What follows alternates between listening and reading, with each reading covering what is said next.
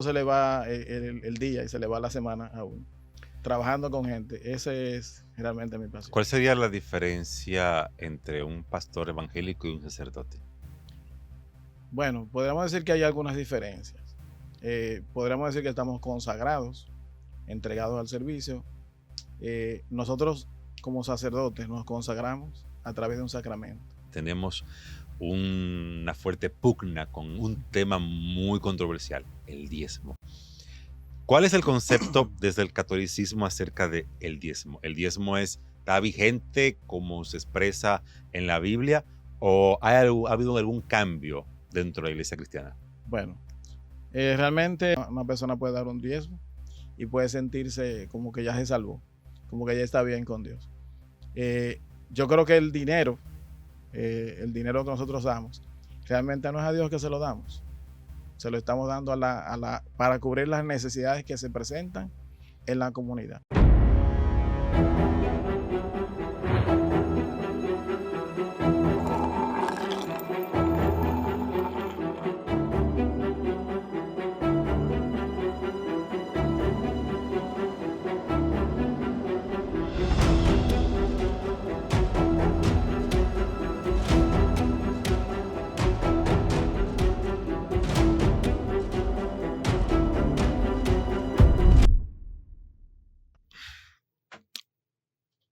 Usted vaya o no vaya a la iglesia, en un país como este, hay una característica natural y es que aquí todo el mundo es cristiano. Simple, porque nuestro país es un país católico. Y como católico, todo el que no es de ninguna iglesia es cristiano. Lamentablemente hay iglesias que entienden o creen que una persona que es católica, no cristiana. Pero ¿no se supone que el cristianismo como lo conocemos nació con la iglesia católica? ¿No se supone que el catolicismo también es parte del cristianismo? O bueno, la iglesia que tiene la mayor cantidad de adeptos dentro del cristianismo. Y como dije, supone, yo qué, no soy católico ni líder católico, pero sí tengo a alguien aquí, tengo a un sacerdote que nos va a contar un poquito acerca de eso. Bienvenido. Gracias por la invitación a este programa. Para mí ha sido una gran bendición aquí estar compartiendo con todos ustedes. Ok. Recuerden que si quieren un programa más chispeante, más entretenido, seguirnos en Dejen el Relajo. Se recuerden que aquí es todo serio, tranquilo. Y por favor, usted sea, qué sé yo, católico, pentecostal, adventista, metodista, ateo, aquí aceptamos a todo el mundo. Publicítese con nosotros. Aquí en pantalla le dejamos los números para que usted se comunique con nosotros y ponga su publicidad aquí, que aquí no tenemos bandería política ni religiosa. Padre, con los líderes religiosos, sean sacerdotes, pastores o padres, yo tengo una modalidad nueva. Yo no los presento. Yo permito que se presenten para que me puedan decir tanto sus nombres como la iglesia en la que están, dónde está ubicada, para que la persona que está viendo si usted le cayó en gracia y vive cerca, diga, no, pero yo me quiero congregar donde este ese sacerdote. Hábleme de eso primero. Claro. Bien, mi nombre es el padre José Alberto Vargas Salazar. Soy párroco de la parroquia Nuestra Señora de América Latina, de la comunidad de Sabana Perdida. También soy director regente del centro educativo Emma Balaguer de Vallejo, que está también en Sabana Perdida. Y ahí me muevo en todo ese ambiente, en diversos ambientes, realmente. Ok, Soy oriundo de Los Minas, de un barrio que cuando uno siempre lo menciona en algunos sitios, la gente habla de una vez de guerra y se piensa siempre en cosas malas, que es Vietnam de Los Minas. Orgullosamente, los mineros, orgullosamente Vietnam de Los Minas. De ahí puedo decir que me sacó el Señor a servirle a Él como sacerdote. eso está excelente, es un muy buen ejemplo. Sí. Comenzamos de una vez un poquito picante. Picante. Voy a comenzar picante y después vamos teológicamente. ¿Usted se ha enamorado alguna vez? Claro que sí. Bueno, antes de entrar al seminario, cuando tenía como unos 15, 16 años, llegué a tener novia y todo eso. Ya para dar el paso de entrar al seminario, tuve que abandonar lo que era tener novia y todo eso y consagrarme directamente a la vida del seminario. Cuando estaba en el seminario sucedieron, por ejemplo, personas que uno llegó a conocer que le agradaron y tuve que tomar la decisión firme de decirle que sí al Señor. No porque el casarse, tener hijos y todo eso era malo, sino porque había una opción mayor por la cual yo quería optar en la vida. Era siguiendo realmente un llamado que Dios me había hecho para entregarle mi vida como sacerdote. Ok, ahí entramos en lo teológico. ¿Por qué la Iglesia Católica tiene como requisito que para usted poder ejercer como sacerdote debe, no debe casarse? Yo creo que más que un requisito, lo que debe imperar siempre es la vocación, que usted ame ese estilo de vida. Porque desgraciadamente muchos se han dedicado a la vida sacerdotal sin amar lo que hacen. Y lo han hecho tal vez y ven el ser célibe como una imposición. Sin embargo, debe ser algo que debe adoptarse como cuando una persona está casado, que elige libremente que una persona entre a su vida. Creo que también es la misma opción desde la libertad que nosotros los sacerdotes hacemos. Estoy hablando también desde la experiencia que yo he vivido. Enamorado de mi vocación, enamorado de lo que hago, enamorado del servicio que presto en la iglesia, enamorado del servicio que presto en mi comunidad. ¿Cuáles son, perdón, cuáles son esos servicios específicos que debe cumplir un sacerdote en una parroquia? Bueno, nosotros celebramos los sacramentos, es decir, la Eucaristía, el bautismo, todos los demás sacramentos que existen en la iglesia. Nos reunimos también con la gente, coordinamos esa labor de pastorear una comunidad. Por ejemplo, en esa comunidad que yo estoy de Sabana Perdida, que es una comunidad inmensa, muchísima gente. Lo que más uno vive es rodeado de gente, trabajando a diario, tanto en los ambientes, distintos ambientes donde estoy, en la iglesia como en la escuela. Y más o menos en eso se le va el día y se le va la semana a uno, trabajando con gente. Ese es realmente mi pasión. ¿Cuál sería la diferencia entre un pastor evangélico y un sacerdote? Bueno, podríamos decir que hay algunas diferencias. Podríamos decir que estamos consagrados, entregados al servicio. Nosotros como sacerdotes nos consagramos a través de un sacramento, que es el orden sacerdotal, que nos marca para toda la vida. Y aunque yo decidiera, por ejemplo, dejar de ser sacerdote y dedicarme a una vida normal, casarme en eso, como quiera, seguiré siendo sacerdote, a pesar de que no lo esté ejerciendo. Sin embargo, los pastores no están consagrados a través de un sacramento, a través de un orden sacerdotal. Esa es una gran diferencia que existe. Uno tiene como sacerdote como prioridad el trabajo directo en las iglesias, en las comunidades. Uno está consagrado, podríamos decirlo así, como que la iglesia o la esposa que tiene uno es el servicio en la comunidad. Y por eso está en primer lugar. Incluso a veces uno tiene que poner la familia en un segundo lugar. Sin embargo, con el pastor tiene primero que poner a la familia. Normalmente uno va donde lo envíen. ¿Verdad? Yo estoy ahora en la comunidad de Sabana Perdida. Antes estaba en la comunidad de la Hacienda Estrella. Después que salga de Sabana Perdida, no sé a qué sitio me van a enviar. Y por eso hay como un desprendimiento. Después que uno le dijo que sí al Señor, vamos realmente donde Él nos envíe. Hay una diferencia ahí realmente entre un pastor y entre un sacerdote. Y más también la formación que uno recibe, que ya como tú ahorita aludías, una formación que uno se pasa prácticamente la vida estudiando y formándose. Sin embargo, la formación que tienen los pastores no es igual, Sí, realmente. es una parte que le decía detrás de cámara y se lo digo de delante de cámara.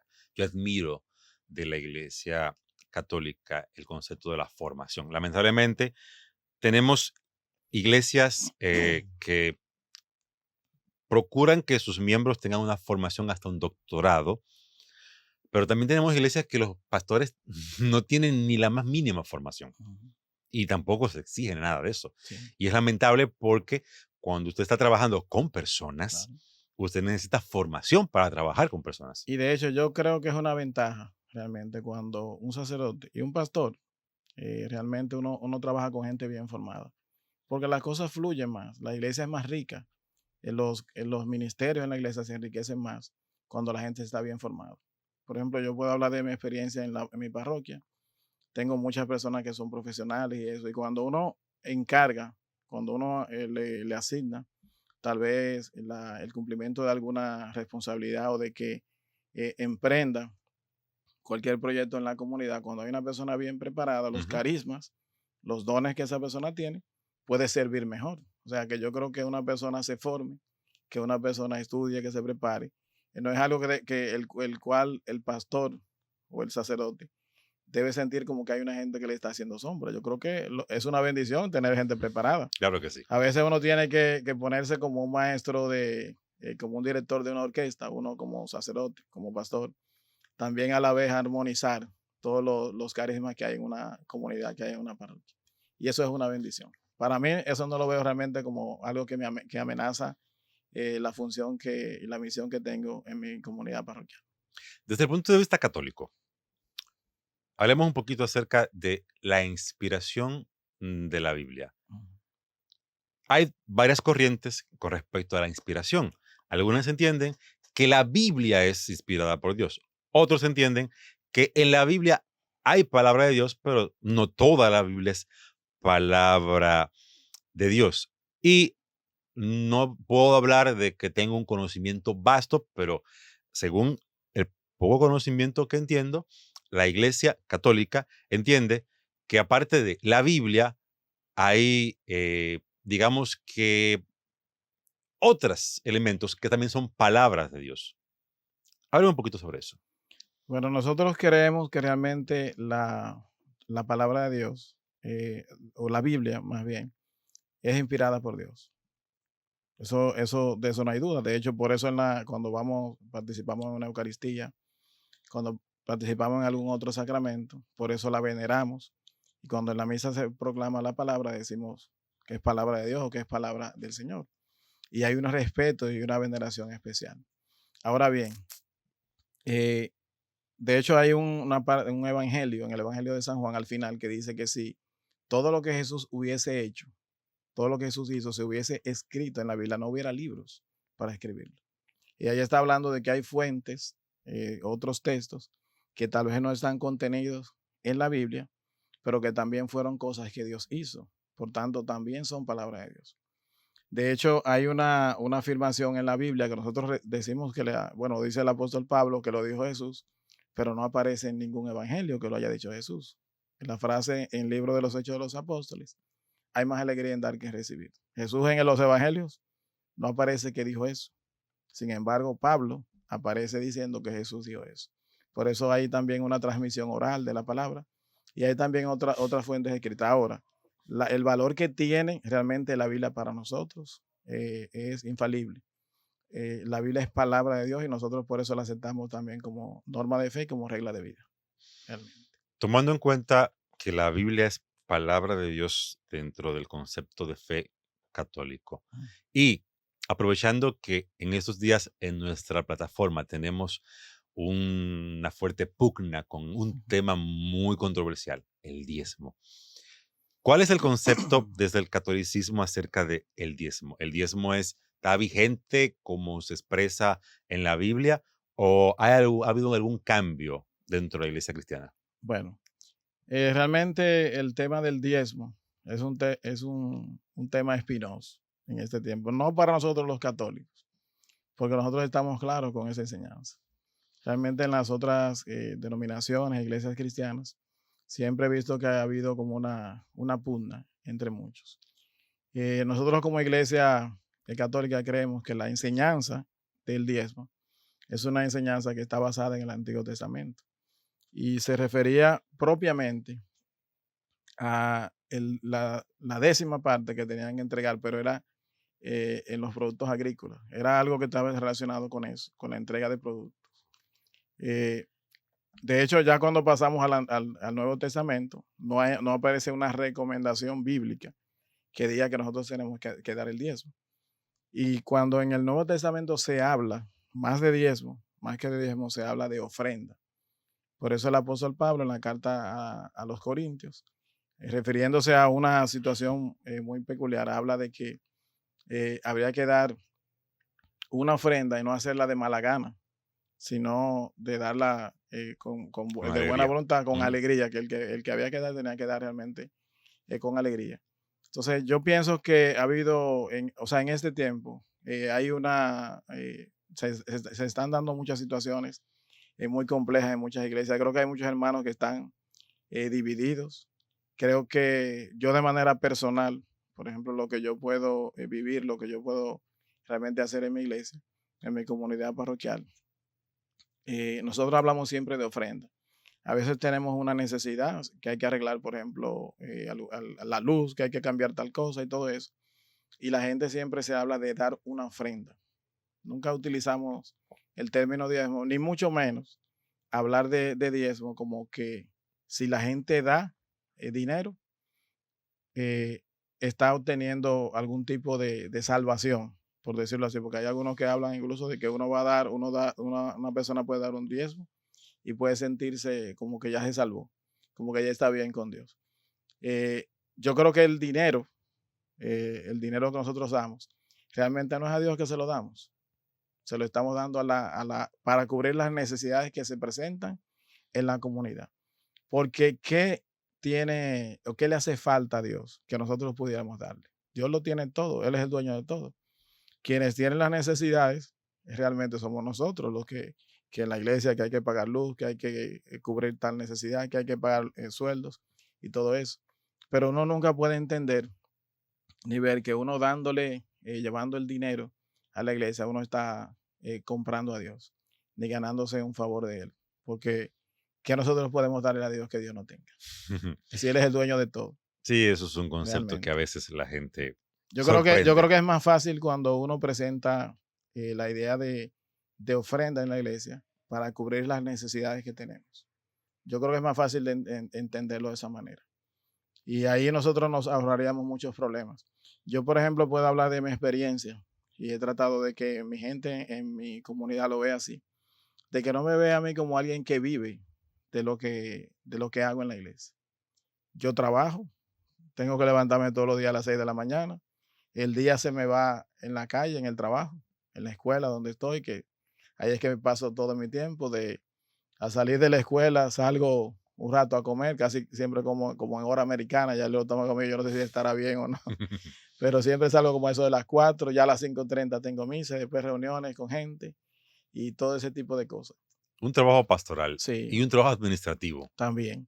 Pero ese trabajo administrativo que es en la escuela también es un trabajo pastoral, porque es algo muy bonito el trabajo que se puede hacer desde la escuela. Realmente es algo que vale mucho. La Iglesia Católica ha sido una iglesia milenial Ujú. y es normal que una institución, sea del índole que sea, cuando tiene mucho tiempo y ha pasado por muchas manos, pasen muchas cosas que no todo el mundo esté de acuerdo con ellas. Hoy en día se tienen conceptos sobre la iglesia que una persona que no es católica dice, no, porque eso así va a ser. Y una persona que es católica, que tengo amigos católicos, vecinos católicos, dicen, no, eso no es así. Ejemplo. Siempre se ha dicho que los católicos son idólatras porque adoran a María. Algunos dicen, no, nosotros no adoramos, veneramos. ¿Cuál es la diferencia entre adorar, venerar? ¿Cuál es la posición de María dentro de la teología católica? Bueno, nosotros en la iglesia católica realmente adoramos solamente a Dios. De hecho, nosotros adoramos a la Santísima Trinidad, Dios que se nos ha manifestado, se ha relacionado con nosotros como Padre, como Hijo, como Espíritu Santo. Después, todo lo que está fuera de ahí, que ya es una criatura, lo único que no es una criatura, lo único que no ha sido creado es la Santísima Trinidad, Padre, Hijo y Espíritu Santo.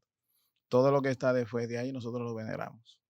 Y la palabra veneración es un respeto especial, un tributo especial que se le rinde a alguien, pero no se le considera que sea Dios. Por eso nosotros solamente consideramos y llamamos y adoramos a Dios, Padre, Hijo y Espíritu Santo. La Virgen María no pertenece a la Santísima Trinidad. Por eso nunca digan una cosa que a nosotros no nos ha enseñado. De hecho, yo llevo ya toda una vida en mi iglesia, todos los años que tengo, y a mí nunca me han dicho que yo tengo que adorar a la Virgen María. Nosotros la veneramos y la veneramos porque ella es la madre de Dios. es la madre de Jesús, que es Dios. Por eso ella es la madre de Dios. No creemos que ella es la que salva, porque nunca en la iglesia se le ha dicho a nadie que es María la que salva. El que salva, el único que salva, fue aquel que murió por nosotros en la cruz, Cristo Jesús. La Virgen María está como intercesora, como así mismo como una persona puede ayudar a obtener un favor. De hecho, a diario viven personas siempre. A veces en este tiempo en la escuela viene mucha gente a buscar inscripciones, por ejemplo, no hay. Y a veces utilizan a una persona que conoce a uno. Mira, para que hable con el padre, para ver si es posible. Y en virtud de que esa persona conoce a uno, hace en malabares para crear el espacio. Y yo creo que de esa misma manera se hace. Es lo mismo que sucedió en las bodas de Caná. Sabemos que no fue la Virgen María la que hizo el milagro. Ella como mujer, ¿verdad? Fue la que se fijó en que faltaba el vino y habló con Jesús. Y Jesús hizo el milagro. Es lo que nosotros creemos realmente de la Virgen María. Ella está en un lugar especial. No porque se lo hayamos dado nosotros ese lugar especial, sino porque se lo dio Dios. Eh, al hacerla a ella como bendita entre todas las mujeres y al decir que la van a felicitar a ella misma, que la van a felicitar todas las generaciones. Y en esas generaciones estamos incluidos nosotros. Pero nosotros no la adoramos a ella. Siempre hay cosas que se dicen que no están bien. Creo que esa es una de las cosas que se dicen siempre de nosotros los católicos. Hay otra cosa que se dicen también que, por ejemplo, todas las iglesias, todas las parroquias, el gobierno las mantiene, las ayuda. Yo llevo en la iglesia donde estoy 6 años y esa ayuda yo no la he visto. De hecho, con lo que la gente da de colecta, de ofrenda en la iglesia, se paga la luz, se pagan los empleados, me da algo para comer a mí, para echar combustible, para cubrir algunas necesidades básicas. Entonces, esas son de las cosas que la gente a veces dice que, porque se ve de lejos. Se habla de un Aunque, concordato entre la iglesia y el Estado dominicano, sí, que el Estado dominicano subsidia como ONG a la sí. iglesia. Hay algunas iglesias, por ejemplo, las que son monumentos, qué sé yo, la Catedral Primada de América. Estamos hablando de que es un patrimonio, Sí. realmente. La iglesia Santa Bárbara, donde se bautizó Duarte. Y muchas otras iglesias que son monumentos, que lógicamente el gobierno tiene que brindarle una atención especial, porque para que no se desgasten y todo eso. Pero las otras iglesias, por ejemplo, yo que soy sacerdote de un barrio, ¿verdad? Si nosotros no nos ponemos a hacer actividades en la iglesia, paseos, rifas, conciertos, las cosas no se hacen. Las cosas no caen del cielo. De hecho, la iglesia mía lleva más de 20 años, casi 20 años por construirse y se ha ido haciendo una labor de remodelación, de construcción, pero ha sido la gente. Han aparecido ayudas de algunas instituciones, pero básicamente el motor ha sido la gente para que las cosas se hagan. Así que esa es también una idea falsa, errónea, que se ha difundido, que realmente no es cierto. ¿Cuál es la relación de la Iglesia Católica con las demás denominaciones cristianas? Esa ya relación ha cambiado mucho. De hecho, antes se pensaba que solamente el que estuviera en la iglesia católica podía salvarse. Ahora se habla de un ecumenismo. Nosotros los católicos tratamos a todos los demás de otras denominaciones cristianas como hermanos. Yo creo que yo puedo dar un testimonio de esa realidad, porque yo nací, bueno, en un hogar católico, mis padres católicos. Hubo un tiempo, ya para el año 1996, donde mi madre se pasó para la iglesia evangélica, luego mi padre en el 2020, en el 2003 también se pasó para la iglesia evangélica.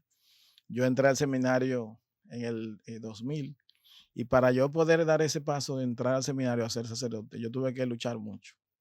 Luchar sobre todo porque mi mamá en un momento nos dijo que cuando se iba a pasar para la iglesia evangélica, que ella eh, la respetáramos. Nos pidió opinión que si la podíamos aceptar a ella en la iglesia evangélica. Yo le dije que no había ningún problema con tal de que ella a nosotros nos respetara y nosotros también la íbamos a respetar a ella. El respeto fue hasta ese momento, en ese momento. Después de ahí se volvió realmente un campo de batalla la casa.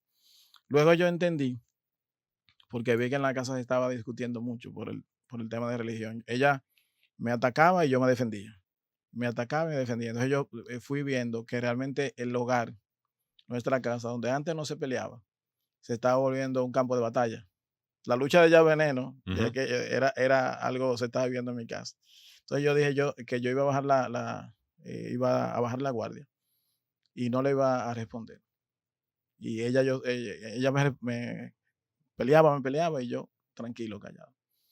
Y todo eso fue haciendo que ese asunto de estar siempre en pelea, en pugna, fuera bajando. Y ya llegó el tiempo cuando ya estar en el seminario, creo que Dios obró de manera asombrosa y maravillosa en mi camino como sacerdote. Y mi familia me apoya muchísimo. Mi padre murió hace ya 2 años casi y fue una persona que estuvo siempre apoyándome. En un momento no, y luego en un momento no, pero después sí me han apoyado y celebran bastante el que yo sea sacerdote. Tanto así que mi madre, que todavía está viva y que es evangélica, que es militante activa en la iglesia evangélica, ella cuando escucha un escándalo de la iglesia católica, ella ora por la iglesia católica. Cuando ella ve que hay un problema con un sacerdote, que hay un problema con el obispo, que hay alguna situación con el papa, ella ora por el papa, por la iglesia, por todos. Es algo bonito porque veo que existe esa hermandad, porque todos formamos parte de un mismo cuerpo y no deberíamos estar matándonos por eso. Por eso yo creo que hace falta ese tiempo entre nosotros los cristianos, que nos sintamos ser hermanos. Creo que el mundo está muy dividido y hace falta que nosotros los que tenemos a Jesús como Dios nos unamos. Y de parte nuestra, como católico, yo puedo decir también que yo nunca he utilizado el presbiterio, el momento de hablar en una misa para hablar más de los cristianos que no son católicos, de los hermanos evangélicos. ¿Usted cree que hay una persecución desde la posición evangélica hacia los católicos? Yo no diría que tal vez sea una persecución como algo que está bien cimentado, pero a veces algunos lo forman para atacar a la iglesia. Y yo creo que antes que atacar a la iglesia deberíamos más hablar de Dios. A veces muchos mensajes de algunos cristianos evangélicos se centran más en el diablo y hablar más de los católicos y de Dios. ¿Por qué no? Yo creo que es mejor hablar de Dios que estar hablando mal de otros. Yo creo que la palabra no debe usarse para atacar a nadie, realmente. Para ir concluyendo, que sé que usted tiene el tiempo limitado Sí. y me Bueno, hubiese gustado. me esperan unos jóvenes allá en la escuela que tenemos un torneo de baloncesto. El padre juega baloncesto también. Me No, eso está encanta el bien, eso está trabajo con bien. jóvenes y estoy dedicado a esto, realmente, es mi pasión. Hay una pregunta que no se me puede quedar y es, ¿cuál es la posición del Papa dentro de la Iglesia Católica? Y claro, es una pregunta que podría parecer como, ajá, Ujú. obvia, no. Al Papa se le da a veces título como Santo Padre y a veces los evangélicos dicen, pero es que la Biblia dice, Jesús dice que no le diga padres a nadie que no sea el Padre Ujú. Celestial. Y decirle Santo Padre, ¿no sería eso una blasfemia? Entonces la pregunta sería, ¿cuál es la posición del Papa dentro de la Iglesia Católica desde esa perspectiva? Bueno, el Papa para nosotros es la cabeza visible de la iglesia, porque hay una cabeza invisible de la iglesia que es Cristo Jesús. Él es el dueño y señor de la iglesia. Ahora, él puso una autoridad, porque en todos los lugares tiene que haber alguien que sea autoridad, que una. Y el Papa para nosotros es signo de unidad, es signo de comunión. Realmente, cuando nosotros pensamos en el Papa, pensamos en una persona que está con nosotros. Esas palabras tan fuertes y tan edificantes que dijo el Señor, de que al entregarle a Pedro, al conferirle la autoridad, cuando le confirió esa autoridad a Pedro, se le estaba confiriendo a todos los sucesores de Pedro, que en este caso es el Papa, que en este caso ahora para nosotros es el Papa Francisco. Yo te doy las llaves del reino, los poderes del infierno no prevalecerán sobre la iglesia. Sobre el término de santo, bueno, el mismo Señor nos dijo que sean santos, como mi Padre es santo. Pablo le llamaba y los demás apóstoles le llamaban santos a los hermanos de la comunidad, o sea, y la aspiración que nosotros tenemos es ser santos. Tal vez en el caso de él es un título, el nombre de padre, llamarme padre a mí, a algunos le da trabajo, sobre todo a aquellos que que han hecho una interpretación errónea de ese pasaje bíblico donde dice que no se le puede llamar ni maestro, ni padre, ni guía a nadie. Nadie ofrece ninguna resistencia a llamarle maestro a nadie. Ni nadie ofrece ninguna resistencia a llamarle guía a nadie. Pero hay problema con llamarle padre a un sacerdote. Cuando el cuarto mandamiento es honrar padre y madre. A la persona los que te crearon, ¿cómo tú le llamas? Padre, Padre. O sea, los padres. siempre es bueno cuando uno interpreta la Biblia, entenderla en el contexto en el que una frase es pronunciada, es dicha. Ni dentro del mundo evangélico se usa mucho la palabra el padre espiritual, que es el pastor. Es lo mismo. ¿Y cómo le llamamos nosotros a los padres? Bueno, A los que iniciaron la iglesia, Duarte Sánchez los Mella, padres de ¿cómo la se patria. llama? Los Los padres padres de de la la patria. patria, realmente. O sea, cuando el Señor habló de una prohibición de ese nombre, como tal, no es tanto el nombre, sino lo que estaba viviendo la comunidad, los que estaban viviendo, sobre todo los fariseos y las autoridades en ese tiempo, que se creían que eran superiores a los demás. Entonces, lo que uno nunca puede entender, yo sé que cuando una persona se acerca a mí y me dice padre, no me está igualando a mí a Dios, jamás. Cuando una persona se refiere a mí como padre, está fijándose justamente, o más bien, en eso que sucede en el bautismo. Cuando uno bautiza a una persona, uno engendra hijos en la fe. Y a través del bautismo es que la iglesia crece, salen nuevos hijos. De hecho, cuando yo veo a una persona que en la iglesia yo he bautizado, esa persona yo lo veo como un hijo espiritual. Existe también el ser hijo espiritual. Ujú. Y de hecho, el apóstol Pablo llamó también a algunos de sus discípulos como hijos espirituales. Y no eran realmente personas de carne y sangre en su vida. Realmente ha sido una entrevista muy interesante. Me gustaría que el tiempo diera para más. Pero déjame hacerle una última preguntita, porque eso Ok. eh, me he querido ir más por la parte más personal, por el hecho de que no nos caracterizamos por la polémica. Pero hay una pregunta así de esas que son difíciles. ¿Por qué usted cree que las iglesias evangélicas le llaman a la iglesia católica la gran ramera de Apocalipsis? Es una mala interpretación. A veces cuando la persona no estudia, no conoce el contexto histórico en el que la Biblia se escribió. Por eso es bueno siempre estudiar la Biblia. A veces yo veo muchos hermanos evangélicos que toman la Biblia y comienzan a predicar. Y no es que está mal, pero la Biblia hay que entenderla porque la Biblia fue escrita en una cultura, en un ambiente, en un contexto, donde alguna palabra o algo de esas cosas que estaban tienen un significado. Cuando se habla de la gran ramera en el libro del Apocalipsis, se está refiriendo al Imperio Romano. No se está refiriendo a la Iglesia Católica. Eh, Cuando se habla de la bestia, hay personas específicas que se les llama la bestia. Lo que pasa es que el libro del Apocalipsis está escrito en un lenguaje cifrado. Nosotros entendemos el lenguaje cifrado, que es como en clave, Ujú. ¿verdad? Yo creo que fue algo similar a lo que vivió Johnny Ventura cuando escribió la canción El tabaco es fuerte. Esa canción es una canción de denuncia. Si tal vez hubiese dicho directamente a quién se estaba refiriendo, Hubiese muerto antes. le hubiesen dado para abajo fácilmente antes. Pero él prefirió mejor escribir esa canción y solamente algunas personas pudieron entender a qué se refería. Una alegoría. Sí, en la Biblia, el libro del Apocalipsis tiene muchísimas alegorías, como la Biblia completa. Ujú. Entonces, el problema es cuando uno quiere interpretar al pie de la letra las cosas y decir esto se parece a aquello. Entonces se pueden dar muchos errores históricos después. ¿Cree usted que la iglesia católica debe ser considerada como una iglesia madre, hermana de las demás iglesias cristianas? ¿Es la iglesia católica cristiana o no lo es? ¿Entiende usted que realmente los católicos se van a salvar como se van a salvar los evangélicos o los pentecostales o los adventistas? Me gustaría saber su opinión con respecto a eso. También me gustaría saber qué tal le cayó el padre. Eh, ¿Por qué no?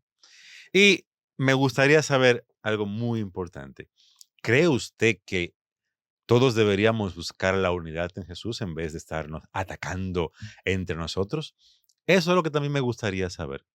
Padre, gracias por habernos acompañado.